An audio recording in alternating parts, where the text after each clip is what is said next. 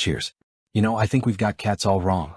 We see them napping 16 hours a day on the sofa and we think, man, what a life. He's so chill.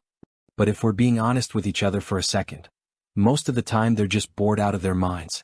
Imagine you're an Olympic sprinter, a born athlete, but your only event of the day is walking from the bed to the fridge. You'd go a little stir crazy, right? Well, your cat is living that every single day. It's what I call the golden cage. Today we're breaking that cycle.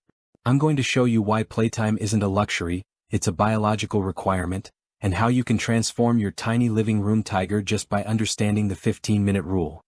To understand why we have to play with them, we've got to look under the hood. A cat is a masterpiece of engineering. Their ears pick up ultrasonic frequencies we can't even dream of. Their whiskers can feel minute changes in air currents. When a cat plays, they aren't just having fun in the human sense. They are executing a biological program hardwired into their DNA. Stalk, chase, pounce, kill. If that program never runs, the energy just sits there. It rots. And that's when the glitches start. That 10 p.m. attack on your ankles? That's a system error. The shredded curtains? That's an energy overflow. As pet guardians, our job is to be the conductor of that energy. People always ask me, how long is enough? And this is where most folks get it wrong. They try to play with their cat for an hour straight. Stop right there. You're boring them to death.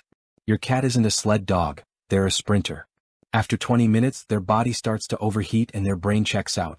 The science is actually pretty clear. The sweet spot is 2 to 3 sessions of 10 to 15 minutes a day. Why 15 minutes?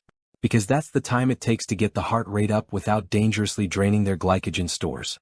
For a healthy 10 pounds / 4.5 kilograms cat, these short bursts are what keep the metabolism firing. It's what keeps a 10 pounds cat from creeping up to 15 pounds / 6.8 kilograms, and we all know the joint problems that follow that weight gain. Now, obviously not every cat is the same. If you've got a kitten, well, God bless you. They're basically on permanent caffeine.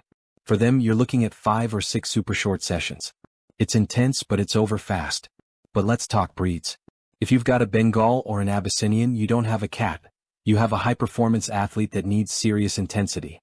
On the flip side, if you have a beautiful ragdoll or a Persian, they're more contemplative. But don't let that fool you. Just because they aren't backflipping doesn't mean they don't need to move. For them, play might be more about mental chess. And our seniors? Even if they've got a bit of arthritis, a topic we've covered before here, they need to move. Movement is medicine. We just lower the height of the jumps and keep it low impact. Take a sip because this is where you become a pro. To play effectively, you have to become the prey. Fatal error, waving the toy right in the cat's face. A mouse never runs toward a cat. It runs away, it hides under the rug, it quivers in the corner. Use a wand toy. Make the feather flutter behind the sofa. Let your cat just stare at it for 2 minutes without moving. That's the stalk. That mental focus is just as exhausting for them as the physical chase. Here's a pet guardian pro tip. Always end the session with a treat or a meal. What? To close the biological loop, I hunted, I caught it, I ate it. That is the ultimate feeling of feline satisfaction. Bottom line, 15 minutes before work, 15 minutes when you get home. That's all it takes to completely shift the relationship you have with your cat. You'll see less stress, fewer accidents, and a cat that looks at you with real trust.